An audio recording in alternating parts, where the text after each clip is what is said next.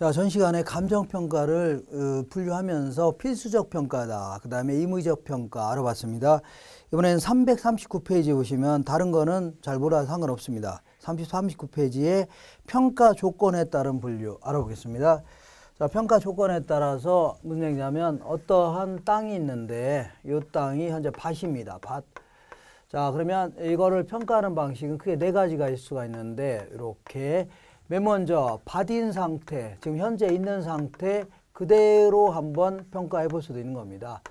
이게 이제 원칙이 될 수 있고, 그리고 이렇게도 평가할 수 있겠네요. 자, 지목이 대로 바뀐다면, 지목이 뭐라고요? 대로 바뀐다면, 그러니까 자, 이 바뀐 거예요? 바뀐 건 아니에요?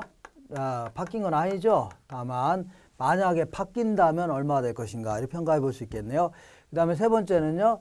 자, 밭은 밭인데 2020년 12월 31일자를 기준으로 해서는 얼마가 될 것인가 이렇게 평가해 볼 수 있고, 이번엔 거꾸로 2010년 5월 30일을 기준으로 평가해 볼 수 있겠네요. 자, 지금부터 이름을 붙여보겠습니다. 지금 있는 상태 그대로 평가하는 걸요, 현황평가다 이렇게 표현합니다. 현황평가. 그 다음에 대로 바뀐다면 이렇게 평가하는 거 있죠. 이걸 조건부 평가다. 미래 불확실한 상황을 상정해서 평가하는 걸요, 조건부 평가다. 그 다음에 미래 특정 일자를 기준으로 평가하는 걸요, 기한부 평가다 이렇게 표현합니다. 기한부. 그 다음에 과거 특정 일자 기준으로 평가하는 걸요, 소급 평가다 이렇게 합니다. 그래서 이제 실무적으로 이제 보통 이런 경우에 어떤 땅이 있는데 현재 그린벨트로 묶여 있다, 개발 제한구로 묶여 있다면 묶인 상태 그대로 평가할 수 있겠네요. 이런 걸요, 현황 평가다 이렇게 표현합니다. 그 다음에 이 만약에 정권이 바뀌면서 그린벨트가 해제가 된다면 얼마가 될 것인가. 그래서 자, 확실하지는 않지만 미래의 불확실한 상황을 상정해서 이것이 성취되는 경우를 전제로 평가하는 것을요, 조건부 평가를 하는 겁니다. 그리고 기한부 평가는 예컨대 어떤 아파트를 짓기 시작했는데 언제 그 한 2, 4년 후에는 완공이 될 겁니다. 그래서 완공된 시점에서의 아파트 가치 평가 있죠. 이걸요, 기한부 평가를 하는 겁니다. 그리고 소급 평가는 보통 이제 그 소송이 진행됐을 때 과거 시점을 기준으로 평가해 봐야 되겠네요. 이걸요, 소급 평가다 이렇게 얘기합니다. 그 다음에 그 339페이지 맨 아래 보니까 평가 대상 물건에 따라서 자, 우리 이제 감정평가 규칙에 따르면 국토교통부령으로 정하는 시행 규칙입니다. 거기에 따르면 감정평가는 원칙적으로 개별평가하는 게 원칙입니다. 개별 평가를 하는 게 원칙이다. 무슨 얘기냐면 물건마다 따로따로 평가하는 게 원칙이라는 얘기입니다. 원칙. 다만 이러한 경우에는 일괄해서 평가할 수 있다 이렇게 표현합니다. 일괄 평가다 이렇게 얘기합니다. 자, 근데 대부분 이러한 조건에 해당되면 일괄 평가합니다. 그래서 요거는 이제 이런 용어가 좀 나와줘야 됩니다. 일단은 2개 이상의 대상 물건이 있는데 자, 얘네들은 2개 이상 물건이 보통 일체로 거래되거나 혹은 용도상 그 써먹는 과정에서 상호 불가분의 관계가 있다. 상호 뗄래야 뗄 수가 없다는 얘기죠. 가격 형성 과정에서 불가분의 관계가 있다 이런 얘기입니다. 이런 경우는 일괄해서 평가하는 게 합리적입니다. 어쨌거나 이런 예를 볼게요. 이게 이제 복합부동산이라고 하는데 보통 이제 토지와 건물은 별개의 부동산입니다. 독립된 부동산이라는 얘기는 자, 이 갑이라는 사람이 땅도 갖고 있고 건물도 갖고 있다면 얘만 별도로 팔 수 있다는 얘기입니다. 독립된 부동산이니까.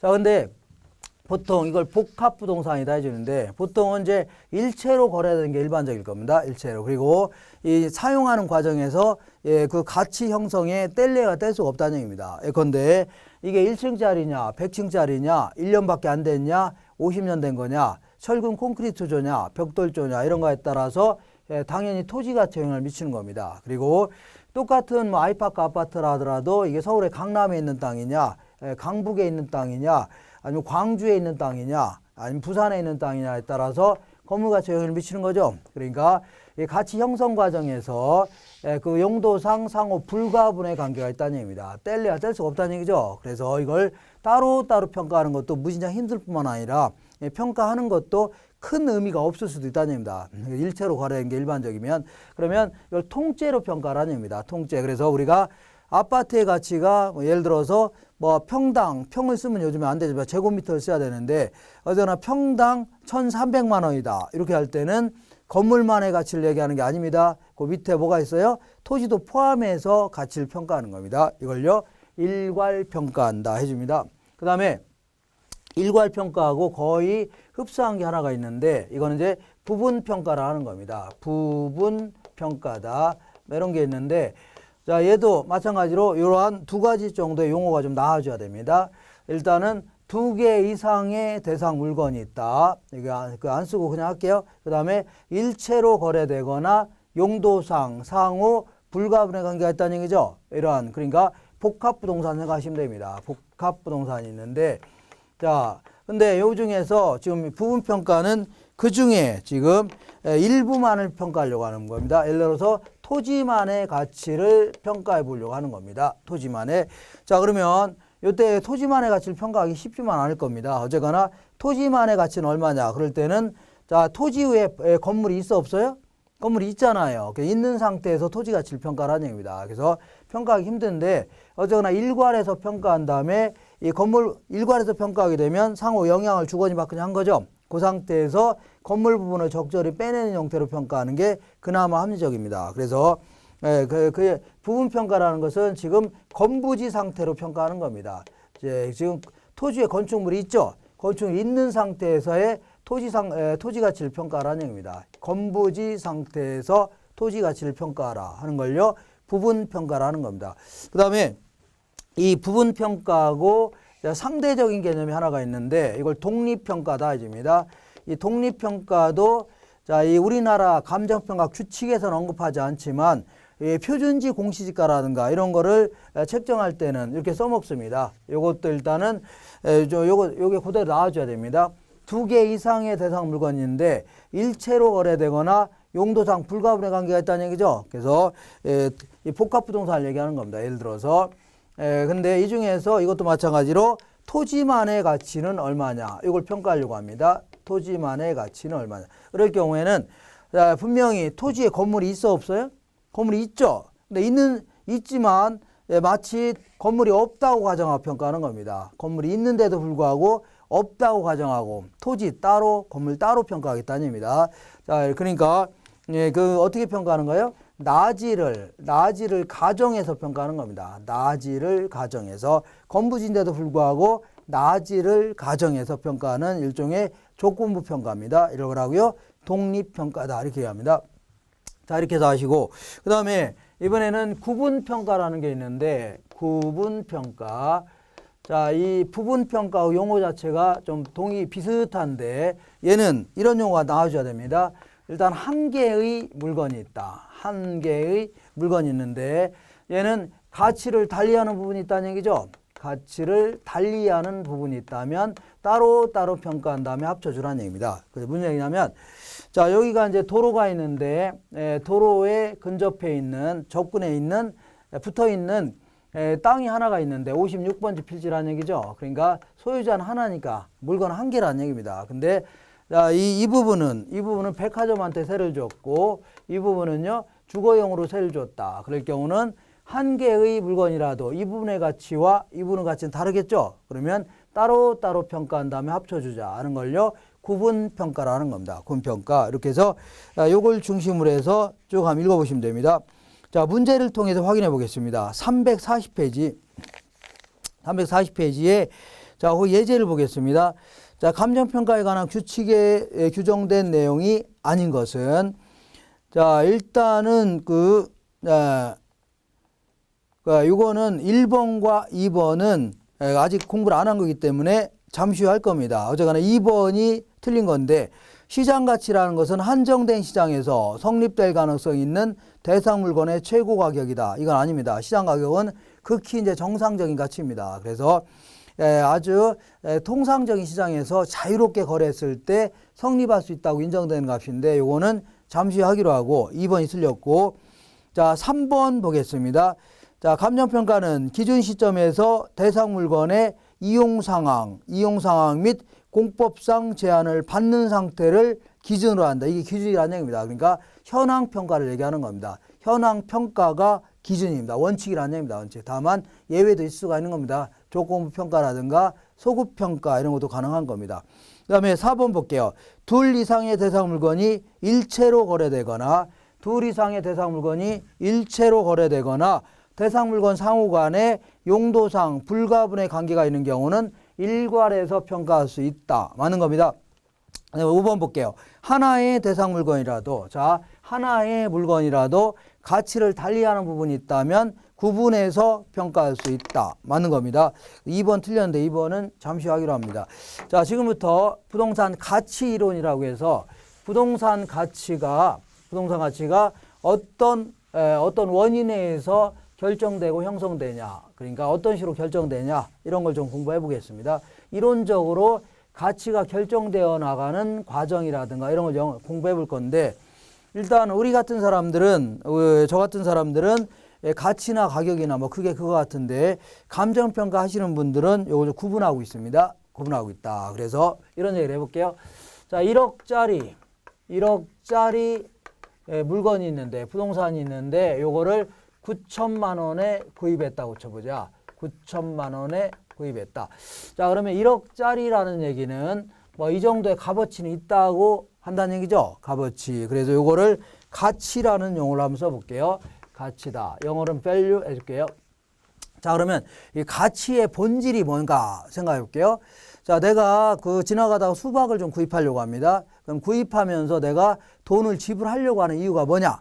잘 생각해 볼게요. 그러면 내가 수박을 구입해서 집에 가서 애들하고 축구하려고 하는 건 아니겠죠? 그러니까 이 수박을 구입해서 저녁 때 식구들하고 삥 둘러 앉아서 먹음으로써 얻을 수 있는 만족감. 자, 지금부터 만족감을 다른 말로 효용, 다른 말로 유용성, 편익, 다 똑같은 표현입니다. 그래서 이런 거에 대한 대가로 지불하려고 한다는 얘기입니다. 그러니까 결국은 이 가치의 본질이 뭐냐면 부동산도 마찬가지입니다. 내가 부동산을 구입하면서 돈을 지불하려고 하는 이유가 뭐냐? 이거는 부동산을 이용함으로써 얻을 수 있는 미래의 수익이라든가 만족감, 아니면 유용성, 편익, 장래 얻을 수 있는 편익, 이런 거에 대해서 지금 시점에 좀 지불하려고 하는 겁니다. 장래 편익에, 그래서 현재 시점에서의 가치다, 이렇게 표현합니다. 이렇게. 자, 그러면 그 장래 편익의 현재 가치니까 이거는 지금 시점의 가치가 되는 겁니다. 현재의 값이다, 이렇게 표현합니다. 현재의 값. 그리고 요거는 장래의 편익을 화폐 가치로 판단한다. 이거는 쉽지만 않을 겁니다. 그리고 또한 지금 시점의 가치로 바꿔놓자. 이것도 더더욱 힘들 수밖에 없는 겁니다. 그래서 이거는 이제 감정평가사가 이 분야의 전문가다, 이렇게 합니다. 자, 그럼 좋다. 네가 평가한 게 적정한 가치라고 인정해 주겠다. 근데 자, 이거를 사기당해서 비싸게 구입할 수도 있고 금매로 싸게 거래할 수도 있겠네요. 그래서 이거를 가격이라는 용어 써볼게요. 그 영어로는 프라이스. 그러면 가격은 뭐냐? 교환의 대가로, 교환의 대가로 실제로 지불한 값을 얘기합니다. 시장에서 실제로 지불한 값을 뭐라 한다고요? 가격이라, 이렇게 얘기합니다. 요거는 이제 아무래도 그 1년 전에 거래했더라면 과거인데 10분 전에 거래했다. 그럼 과거는 과거네요. 그래서 과거의 값이다. 이미 지나간 값이 되는 겁니다. 자, 그리고 요거는 공인중개사가 전문가다, 이렇게 얘기합니다. 부동산 관련 업종 중에서는 여러 가지 업종들이 있는데 그 중에서 중개사가 가장 가격의 전문가다 해줍니다. 우리 이제 나중에 이제 중개활동 하시면 평가사가 평가한 건 별 관계 없습니다. 그러니까 과거에 거래했던 가격 있죠? 이런 걸 취합해서 앞으로 이 정도 올릴 겁니다. 뭐 이렇게 하면 중개활동 하는 거지. 자, 이렇게 가치와는 별 관계 없다는 얘기입니다. 크게 관계 없다. 자, 그러면 이때 이제 가치라는 것은 보는 관점에 따라서 이렇게, 자, 어떤 일단의 토지가 있다면 보는 관점에 따라서 무수히 많을 수가 있는 겁니다. 평가사마다 틀릴 수 있고 보는 관점에 따라, 예를 들어서 시장 가치라는 걸로 평가해 볼 수 있고, 아까 좀 전에 문제에서 나온 시장 가치라는 가치로 평가할 수 있고, 아니면 보험료를 책정하기 위한 보험 가치로도 평가해 볼 수 있고, 아니면 은행 입장에서는 담보를 설정하기 위한 담보 가치로도 평가해 볼 수 있고, 그 다음에 정부 입장에서는 과세 가치로도 평가해 볼 수 있고, 그 다음에 기업 입장에서는 뭐 장부 가치로도 평가해 볼 수 있고, 이렇게, 아니면 자연환경 보전지역 이런 것들은 뭐 공익 가치 뭐 이런 식으로도 평가해 볼 수 있는 겁니다. 그러니까 자, 어쨌거나 이제 보는 관점에 따라서 이제 무수히 많을 수가 있는 겁니다. 보는 관점에 따라. 자, 이거를요, 가치 다원설이다. 이렇게 표현합니다. 가치 다원론 혹은 다원설이다. 이렇게 얘기합니다. 근데 이 가격이라는 놈은 이 주어진 시점에, 특정 시점에서는 한 개밖에 없는 겁니다. 한 개. 예를 들어서 우리가 거래할 때 어떤 부동산을 거래했죠. 거래했을 때 여러 가지 가격으로 거래하는 게 아니라 하나의 가격으로 거래했겠죠. 그 가격이 지금도 있을 거 아닙니까? 그러면 특정 시점에서는 하나밖에 없는 겁니다. 하나. 자, 그래서 한 개다 이렇게 얘기합니다. 자, 그래서 요걸 중심으로 해서 자, 읽어보겠습니다. 자, 가치와 가격이다 해서 341페이지 맨 위쪽에 자, 가치라는 것은 장래 편익을 현재 가치로 환원한 값이다. 1번에. 동그라미 2번 볼게요. 맨 끝에 얘는 현재의 값이다 해줍니다. 그리고 3번에 얘는 평가사가 전문가다. 그리고 4번에 보는 관점에 따라서 무수히 많을 수 있다는 얘기죠. 이걸요, 가치 다원적 개념이다 해줍니다. 그 다음에 그 밑에 가격에 대해서 알아볼게요. 가격이라는 것은 교환의 대가로 실제로 지불한 값을 얘기합니다. 자, 그래서 그 밑에 있는 건 잠시 이따 하기로 2번 해볼게요. 요거는 과거의 값이다 해줍니다. 동그라미 2번에 맨 끝에 과거의 값이다. 그리고 얘는 중개사가 전문가다 이렇게 합니다. 그리고 얘는 4번에 두 번째 줄 보시면 특정 시점에서는 가격은 몇 개밖에 없다고요? 하나밖에 있을 수밖에 없는 겁니다. 이렇게. 그리고 중간 정도에, 그러니까 아래에서 한 7번째 줄, 8번째 줄 보시면 가격의 기초는 어디에 있다고요? 가치에 있는 겁니다. 그러니까 예를 들어 가치가 1억짜리다. 그럼 여기서 거래가 왔다 갔다 1억 2천만 원 아니면 8천만 원 이렇게 거래될 겁니다. 만약에 가치가 1000억짜리다. 그러면 여기서 1100억에 거래되기도 하고 아니면요 뭐 980억에 거래되고 이렇게 할 겁니다. 그러니까 가격의 기초는 어디에 있다고요? 가치에 있는 겁니다. 그리고 그저 오른쪽에 보면 수요와 공급의 변동에 따라서 일시적으로 가치와 괴리될 수 있으나 가격은 장기적으로는 경제 원칙이 작용하여 공급자는 생산량을 증가시켜 가격은 가치와 어떻다고요? 일치하게 된다는 얘기입니다. 무슨 얘기냐면 어떤 이게 가치라고 쳐보자. 가치면 단기적으로는 아주 단기적으로는 사기당해서 비싸게 거래할 수도 있고 금매로 싸게 거래할 수 있고 이렇게 들쑥날쑥할 겁니다. 그렇지만 장기적으로는 계속 통계를 내다보면 거의 가치에 근접할 수밖에 없는 겁니다. 그러니까 일시적으로는 괴리될지언정 장기적으로는 거의 똑같다는 얘기죠. 똑같다 보시면 됩니다. 자, 그래서 이렇게 알고 계시고, 자, 지금부터 옛날에는 이 가격과 가치를 자꾸 혼용해서 쓰다 보니까 상당히 수험생이 힘들었습니다. 그래서 옛날에는 평가사가 평가한 게 정상 가격, 이런 식으로 표현하다 보니까 상당히 헷갈렸는데 지금은 이 국제적인 용어로 좀 바뀌었습니다. 그래서 일단은 이렇게 마시면 됩니다. 뭐냐면 내가 시장에서 얼마를 돈 줬다. 그것만 가격이고 나머지는 다 뭐라고요? 가치라고 생각하시면 됩니다. 예컨대 자, 교환의 대가로 실제로 지불한 값 이렇게 표현할 때는 뭐라고요? 이거는 이제 그 가격입니다. 근데 교환의 대가로 성립할 수 있다고 인정되는 값 이렇게 표현할 때는 가치가 될 수 있다는 얘기죠. 이렇게 해서 그 내가 돈 얼마 준 거 외에는 다 그 가치라고 생각하시면 됩니다. 알겠죠? 이렇게 자, 한 장 넘겨보시면 부동산 가치의 기능 이런 거 좀 읽어보시면 되고 그 밑에 부동산 가치의 특성 이런 것들이 이제 간혹 물어볼 수가 있습니다. 지문에 끼어들 수도 있고 자, 부동산 가치는 어떠한 특성이 있나 볼게요. 자, 부동산 가치라는 놈은 자, 우리 이제 수박 같은 거를 빌려주는 시장 이런 시장은 거의 없을 겁니다. 근데 자, 이 부동산은 특히 이제 토지 같은 경우는 영원히 존속하는 바람에 빌려준 시장이 발달할 수밖에 없어요. 그래서 때로는요, 그 교환의 그 장래 편익의 현재 가치를 가치라 한다면 자, 이 빌려주는 거에 대한 대가 있죠. 빌려주는 저거의 대가를 토지 임대료다 혹은 임료라고 하는 겁니다. 이렇게 해서 구분할 수 있다는 얘기죠. 그래서 읽어보겠습니다. 342페이지 가치와 임료로 표시할 수 있는데 일반적으로 장래 편익의 현재 가치인 가치와 용익에 대한 대가인 임료로 표시될 수 있다는 얘기죠. 그래서 항상 제가 가치라는 용어를 쓰는데 가격은 그 근처에서 왔다 갔다 한다는 얘기입니다. 그런데 결국은 다 가치로 일치한다. 이렇게 생각하시면 됩니다.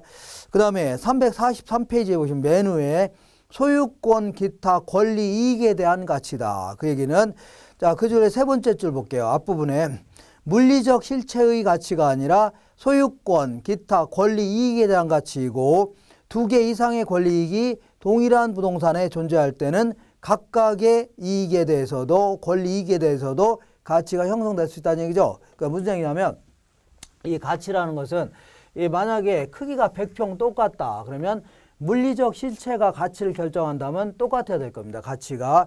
근데 그렇지 않다는 얘기죠. 소유권이라든가 기타 권리, 이익 있죠. 이런 게 가치를 결정한다는 얘기입니다. 예컨대 얘는 그린벨트로 묶여있는 땅이고 얘는 일반적인 토지라 쳐볼게요. 자, 그러면 이 소유권을 구성하는 세세한 권리를 권능이라 하는데, 그래서 하나 사용할 수 있는 권능, 수익을 얻을 수 있는 권능, 처분할 수 있는 권능, 이런 게 있습니다.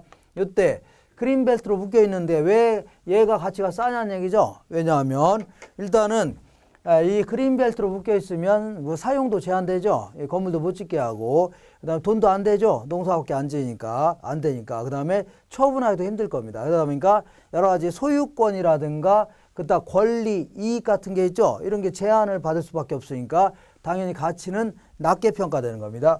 자, 그리고 하나의 부동산이라 하더라도 이거 뭐가 있냐면 이 부동산의 소유권이라는 가치도 있을 수가 있지만 이 부분을 전세를 놨다. 그러면 전세권이라는 가치도 있겠네요. 이 부분을 지상권을 설정했다. 그러면 지상권이라는 가치도 있겠죠. 그래서 하나의 부동산이라도 두 개 이상의 권리, 이익이 있는 경우는 각각에 대해서도 가치가 형성될 수 있는 겁니다. 그 다음에 3번에 볼게요. 장기적 배려하에 형성된다. 동그라미 두 번째 줄 보시면 자, 부동산은 가치가 장기적 배려하에 형성되고 항상 변화의 과정이 있기 때문에 감정평가의 기준 시점의 확정이 필요하다는 얘기죠. 그러니까 이 부동산은 아주 오랫동안 쓸 수 있으니까 사람들은 자꾸 멀리 내다보면서 여러 가지 결정하려고 할 겁니다. 예컨대 앞으로 이 지역이 지하철이 들어올 줄 모른다. 누가 소문 내길래 막 살 수도 있는 거죠.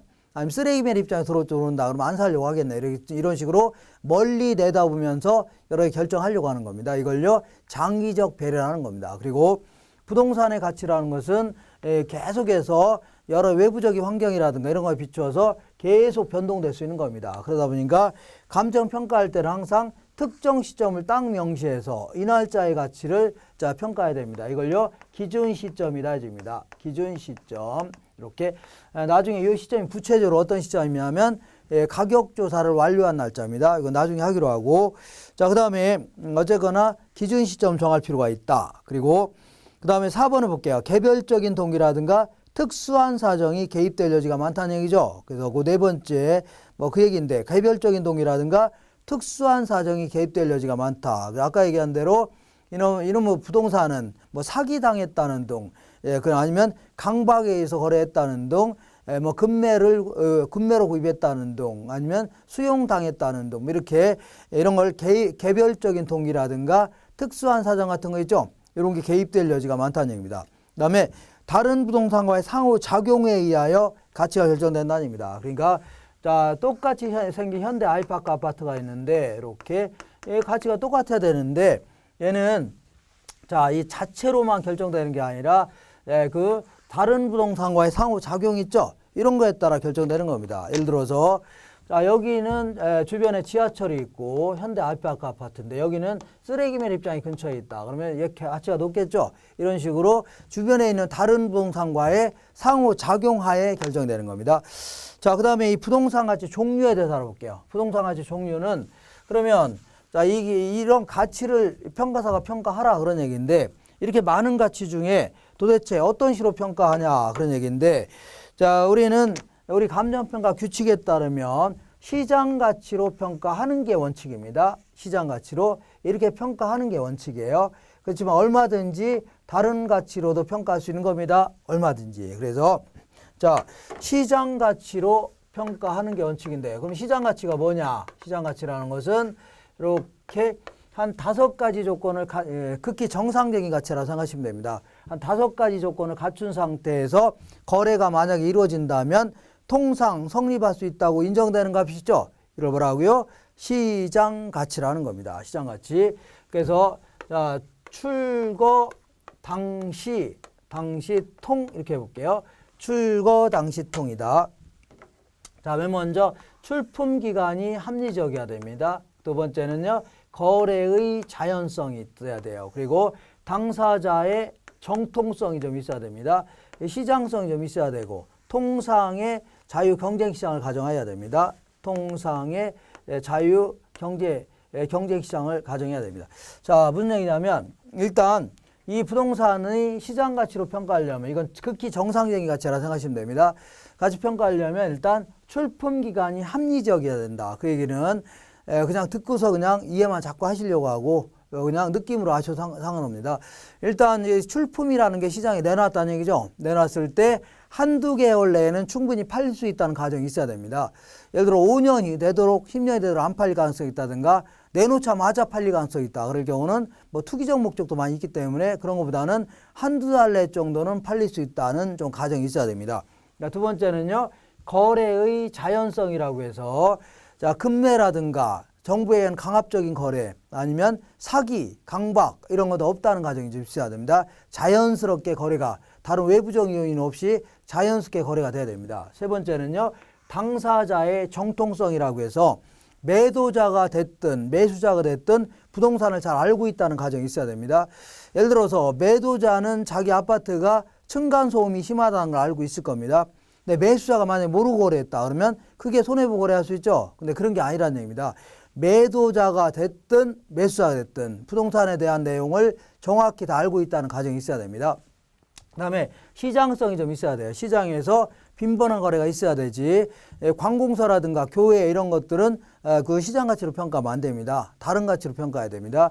그 다음에 통상의 자유 경쟁 시장, 그러니까 사회주의과의 폐쇄적인 시장이 아니라 자본주의과의 자유 경쟁 시장 있죠. 이런 걸 좀 가정해야 됩니다. 그래서 이러한 5가지 조건을 갖춘 상태에서 거래가 이루어졌을 때 통상 성립할 수 있다고 인정되는 값이죠. 말이 좀 어려우니까 극히 자연스럽게 거래했을 때 인정되는 값이죠. 이런 거 생각하시면 됩니다. 이걸요 시장 가치라는 겁니다. 그래서 이걸 기초로 해서 기억, 니은, 그러니까 343페이지 맨 아래쪽에 기억번의 시장성, 니은번의 통상의 자유 경쟁 시장 한 장 넘겨보시면 출품 기간의 합리성, 네 번째요 매매 당사자 간의 정통성, 마지막으로요 거래의 자연성 이런 거 갖춰야 되는 겁니다. 근데 반드시 시장 가치로 평가해라. 그건 아닙니다. 맨 아래 보니까 344페이지 맨 아래 보니까 시장 가치 외의 가치라 그래서 얼마든지 다른 가치로 평가할 수 있는 겁니다. 얼마든지. 예를 들어서 법령에 다른 규정이 있다. 예를 들어서 이 과세 가치 같은 거, 조세 가치 같은 경우는 법령에 다른 식으로 평가하라고 정해져 있습니다. 그러니까 지방세 같은 경우는 지방세, 과세, 시가, 표준액, 국세 같은 경우는요 국세, 기준시가 이렇게 평가해야 됩니다. 그 다음에 오른쪽에 감정평가 의뢰인의 어떤 요청이 있는 경우, 예를 들어 은행에서 담보로서 안정성에 특별히 고려해서 평가해달라. 그럼 좀 낮게 평가할 수 있는 겁니다. 그 다음에 평가의 목적이라든가 대상 물건의 특성에 비해서 사회 통념상 필요한 경우, 사회 통념상 예를 들어서 보험 가치를 평가할 때는 보험료를 책정하기 위한 어떤 업계의 사회적 관행이 있을 겁니다. 관행 이런 거에 비추어서 평가할 수 있는 거죠. 그러니까 어렵게 생각하지 마시고 시장 가치인 극히 정상적인 가치 외에도 다른 가치로도 얼마든지 평가할 수 있다. 이렇게 하시면 됩니다. 자, 그 다음에 한 장 넘겨보시면 346페이지 보시면 자, 부동산 가치의 결정이다 해서 자, 이제 부동산 가치가 어떤 식으로 결정되냐 이걸 이론적으로 알아보는 겁니다. 구체적으로 평가해 보는 게 아니라 자, 어떤 식으로 결정되냐 하는 걸요. 여기서 얘기하는 부동산 가치의 결정이다. 이렇게 얘기합니다. 자, 부동산 가치가 도대체 어떤 식으로 결정이 되냐 그런 얘기인데 어차피 부동산 가치도 이제 시장에서 결정되는 겁니다. 시장에서 자, 수요와 공급에 의해서 결정되는 겁니다. 수요와 공급에 의해서 자, 여기서 이제 적정한 가치가 결정될 수 있는 겁니다. 적정한 가치. 이때 가격은 요 근처에서 왔다 갔다 하는데 결국은 장기적으로 다 일치한다 생각하시면 됩니다. 이렇게. 자, 이때 자, 수요 공급에 직접 영향을 미치는 요인을요. 부동산 가치의 발생 요인이다. 이렇게 표현합니다. 직접 영향을 미치는 걸요. 부동산 가치의 발생 요인이다. 그다음에 이런 발생 요인에 영향을 미치는 요인들, 발생 요인에 영향을 미치는 요인들을요. 부동산 가치의 형성 요인이다. 이겁니다.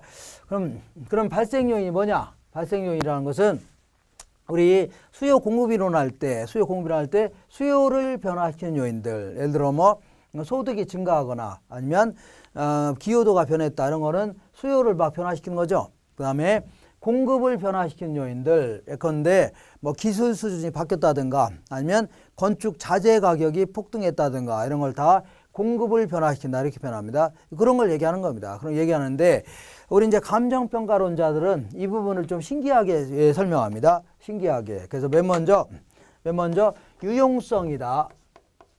유용성이라는 것은 효용 뭐 이런 걸 얘기하는데 자, 유용성이 뭐냐면 부동산이 인간에게 주는 만족감 이런 거 있죠. 이런 거를요. 유용성이라는 겁니다. 그러니까 부동산이 인간에게 만족감을 많이 준다. 그러면 수요가 당연히 증가하겠네요. 그 다음에 자, 만족감을 안 준다. 그러면 수요 감소하겠죠. 그러니까 이거는 당연히 수요를 결정한다. 이렇게 얘기합니다. 수요를 이런 식으로 설명합니다. 그러면 구체적으로 유용성을 어떤 식으로 표현할 수 있나 한번 알아보겠습니다. 유용성을. 주거용 같은 경우에는 동네가 아주 쾌적해졌다. 호수공 같은 게 들어왔다. 호수가. 그러면 아주 만족감이 커지는 거죠. 그러면 수요는 증가할 겁니다. 아니면 교통이라든가 뭐 동네 은행이라든가 아니면 병원 같은 게 들어오는 바람에 생활이 아주 편리해졌다. 이런 것들도 만족감이 커지는 겁니다. 그 다음에 상업용 부동산 같은 경우에는 뭐니 해도 뭐니죠. 돈이 잘 벌릴 것 같다. 그러면 수익성이 높아진다면 만족감이 커지는 겁니다. 그 다음에 자, 공업용 같은 경우에는 아주 생산성이 높아질 것 같다. 뭐 이렇게 이런 것들이 자, 만족감을 구성하는 구체적인 내용이 될 수 있을 겁니다. 이런 것들이 수요를 결정한다. 이렇게 얘기합니다. 그리고 이러한 수요는 반드시 유효 수요가 돼야 됩니다. 유효 수요라는 게 뭐냐면 구매력을 갖춘 수요를 얘기합니다. 그러니까 돈을 갖고 있으면서 뭐 사겠다 하는 게 실질적인 수요를 결정하는 거지 돈도 없으면서 그 사겠다는 것은 수요를 결정 못하는 거죠. 이것도 당연히 수요를 결정한다 해줍니다. 그 다음에 이제 희소성이라고 했는데 희소성이라는 것은 물건이 부족한 정도 이걸요 희소성이라는 겁니다. 근데 이 절대적인 부족량 이걸 얘기하는 게 아니라 상대적 희소성 이렇게 표현합니다. 자, 상대적이라는 것은 수요에 비해서 어느 정도 물건이 부족하냐 하는 걸요. 상대적 희소성. 수요에 비해서 수요가 어느 정도라면 거기에 비해서 물건이 부족한 정도 이런 걸요. 상대적 희소성이라는 겁니다. 예를 들어서 어떤 사람이 땅이 이렇게 조그만 땅이 있는데 자, 이 상당히 부족할 것 같죠? 부족할 것 같은데 문제는 이 땅을 이용하려는 사람이 한 명도 없다. 그러면 남아 도는 겁니다.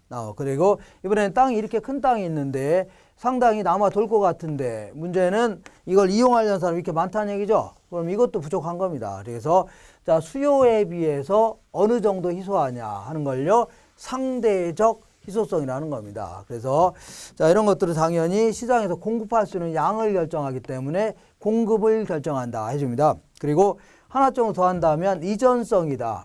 이전성이라는 것은 물리적인 실체가 옮겨 다닌다 뭐 그런 얘기가 아니라 권리의 이전 정도가 어느 정도 자유롭냐 하는 걸요. 이전성이라는 겁니다. 예컨대 자, 어떤 아파트는 3년 동안에 전매를 금지시켰다. 그러면 전매는 뭐예요? 다시 되팔지 못하게 하겠다는 얘기죠. 그러면 이건 아예 못 파는 거 아닙니까? 그러니까 이것도 마찬가지로 이제 공급을 결정한다 해줍니다. 그래서 이 네 가지가 상호 결합해서 이 가치를 결정하는 겁니다. 하나만 가지고 결정되는 게 아니라 결합해서 결정된다 해줍니다. 한번 읽어보겠습니다. 346페이지 보시면 자, 부동산 가치의 발생 요인이다 해서 자, 첫 번째 줄 맨 끝에 보니까 그 수요와 공급에 직접 영향을 미치는 요인을 뭐라고요? 발생 요인이다 해줍니다. 맨 먼저 유용성 혹은 효용성이라는데 인간의 필요라든가 욕구를 만족시켜 줄 수 있는 재화의 능력 있죠. 그러니까 다른 식으로 한다면 자, 인간에게 그 여러 가지 만족감을 준다는 얘기죠. 그래서 이런 걸 뭐라고요? 유용성이라는 겁니다. 자, 여기에는 이제 주거용 같은 경우는 쾌적성, 편리성 이렇게 설명할 수 있고 상업용 같은 경우는요 수익성, 공업용은요 생산성 이렇게 설명할 수 있습니다. 이 만족감을 부동산이 인간에 주는 만족감을 이렇게 설명할 수 있고 347페이지 보시면 이러한 수요는 반드시 무슨 수요라고요? 유효 수요가 돼야 됩니다. 첫 번째 줄 중간에 보니까 자, 구매 의사와 지불할 능력을 갖춘 수요죠. 이러한 수요만이 실질적인 수요를 결정하는 겁니다. 그 다음에 3번의 상대적 희소성이다 해서 여기서는 인간의 욕망을 수요라는 겁니다. 수요라는 게 뭐냐면 자, 인간들이 재화나 서비스를 이용하고자 하는 욕구 있죠. 이런 게 욕망이라는 겁니다. 이거를 수요라는 거고 그 다음에 충족 수단 이걸 공급이라는 겁니다. 공급. 그래서 수요에 비하여 공급이 양적으로 유한하거나 부족한 상태 있죠. 이런 걸 뭐라고요? 상대적 희소성이 해주는 겁니다. 그 다음에 그 밑으로 쭉 내려오면 권리의 이전성이라고 해서 부동산에 대한 권리에 대한 통제의 정도가 이전되는 정도 있죠. 이런 걸요 이전성이라는 겁니다. 그래서 이렇게 해서 이런 것들이 이 수요 공급에 직접 영향을 미친다 입니다. 직접. 자, 이번에는 이렇게 볼게요. 자, 이 그 발생 요인에 영향을 미치는 요인을요 부동산 가치 형성 요인이다 이렇게 합니다. 부동산 가치의 형성 요인이다 입니다. 그래서 어느 지역에 이제 부동산이 있다고 쳐볼게요. 그리고 그 근처 동네가 있을 겁니다. 이때 이런 식으로 해볼게요. 자, 이 그 어디 갔냐면 요거 우리나라 전체에 다 영향을 미치는 요인을요 일반적 재요인이다 이렇게 표현합니다. 일반적 재요인. 그러니까 예를 들어 전쟁이 났다든가 그러면 이 우리나라 전체에 다 영향을 미치는 거죠. 그리고 그 정부가 대한민국에 있는 모든 부동산을 팔 때는 양도세를 중과세하기로 했다. 그러면 다 영향을 미치는 겁니다. 이걸요 일반적 재요인이다. 그 다음에 요 지역에만 영향을 미치는 요인을요 지역 요인이라는 겁니다. 지역. 예를 들어 요 지역에 원래는 지하철이 안 들어가다가 들어가기로 했다는 얘기죠. 아니면 요 지역에 고등학교가 새로 생겼다든가 이런 걸요 지역 요인이라 이렇게 합니다. 그 다음에 요 부동산에만 영향을 미치는 요인을요 개별 요인이다 이렇게 얘기합니다. 개별 요인. 그러니까 자, 이 토지 같은 경우는 도로에서 가깝냐 뭐냐 아니면은 뭐 그 생긴 것도 이상하게 생겼냐 뭐 이런 거 아니면 건물이 1층짜리냐 5층짜리냐 엘리베이터 같은 거 있냐 없냐 이런 거 답을 하고요 개별 요인이라는 겁니다. 그리고 이때 일반적 요인은 또다시 이렇게 세 가지 형태로 구분할 수 있습니다. 사회적 요인, 경제적 요인, 행정적 요인 구분할 수 있고 이 지역 요인은 또다시 지역의 일반적 요인과 지역의 일반적 요인과 자연 요인 구분할 수 있습니다. 자, 자연 요인은 예를 들어 요 지역의 토지의 지형, 지세, 지질, 지반, 온도, 습도 아니면 산 같은 게 있는지 이런 거 답을 하고요. 자연 요인이다. 오늘 천연자원 같은 게 풍부하냐 이런 거 답을 하고요. 자연 요인이다. 그리고 일반적 요인은 또다시 이렇게 세 가지 형태로 구분할 수 있습니다. 사회적 요인, 경제적 요인, 행정적 요인 구분할 수 있습니다. 그다음에 개별 요인은 토지의 개별 요인, 건물의 개별 요인 구분할 수 있는데 자, 이 부분에 대해서 혹시 물어본다면 자, 형성 요인이 발생 요인에 영향을 미친다. 요거 기억하셔야 됩니다.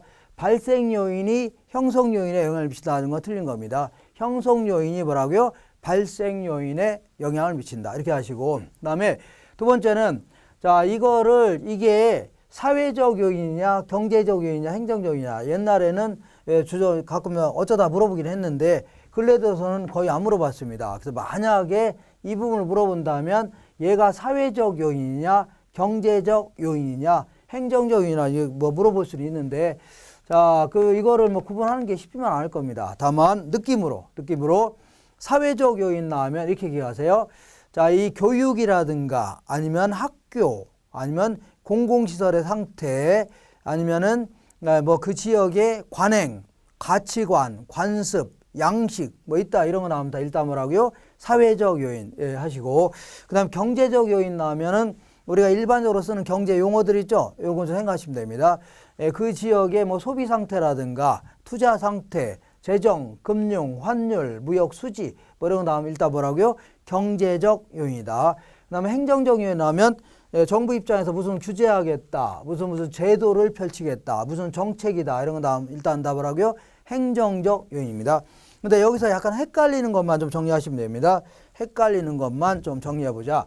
자, 그러니까 이 부동산 세제 상태다 이렇게 표현할 때는 행정적 요인입니다. 세금 제도적 측면을 강조하는 건데, 근데 세 부담의 상태다 이렇게 표현할 때는 똑같은 세금 제도를 하더라도 사람마다 지역마다 이 부담하는 정도 다를 수가 있는 겁니다. 그래서 이건 경제적 이익 측면을 강조하기 때문에 경제적 요인이다 이렇게 표현합니다. 그리고 약간 헷갈리는 게 뭐 교통 체계가 바뀌었다, 뭐 지하철이 들어오기로 했다든가 이런 거는 다 경제적 요인입니다. 그리고 자, 그 산업 구조가 바뀌었다든가 산업 구조 아니면 자, 이 기술 혁신이 있었다든가 이런 건 전부 다 답을 하고요. 경제적 요인입니다. 자, 이런 거 전부 다 뭐라고요? 경제적 요인이다. 그리고 세제는 뭐라고요? 행정적 요인이다 해줍니다. 자, 그러면 이렇게 해볼게요. 이 지역의 이게 아니 아파트 단지인데 아파트 단지의 근처에 지하철이 통과하기로 했다. 자, 그러면 자, 뭐가 바뀐 거예요? 경제적 요인이 바뀐 겁니다. 생각이 바뀌었어요. 경제 요인이 바뀌었죠. 그러면 지하철이 들어오기로 했으면 자, 일단은 부동산이 아주 교통이 편리해졌죠. 그러니까 부동산이 인간에게 좀 만족감이 커졌네요. 그러면 이런 것들은 서로 막 구입하려고 하겠네요. 그러니까 수요가 막 증가할 겁니다. 그러면 수요가 증가하면 가치가 막 올라갈 수 있겠네요. 이렇게. 자, 그러니까 형성 요인이 발생 요인에 영향을 미치고 최종적으로요, 그 시장에 영향을 미친다는 얘기입니다. 이거를 가치의 그 결정 과정이다 해줍니다. 가치의 뭐라고요? 결정 과정이다 이렇게 합니다. 자, 이렇게 해서 이 정도 알고 계시고, 그래서 형성 요인 다시 읽어볼게요. 자, 형성 요인은 347페이지에 딱 중간에 부동산 가치의 발생 요인에 영향을 주는 요인을요, 부동산 가치의 형성 요인이다 이렇게 합니다.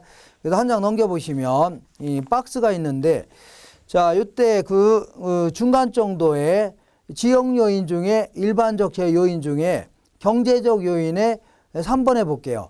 세금 부담의 상태라든가 4번에 기술의 혁신, 산업 구조, 5번에요. 교통 체계의 상태 이런 것들은 경제적 요인이다.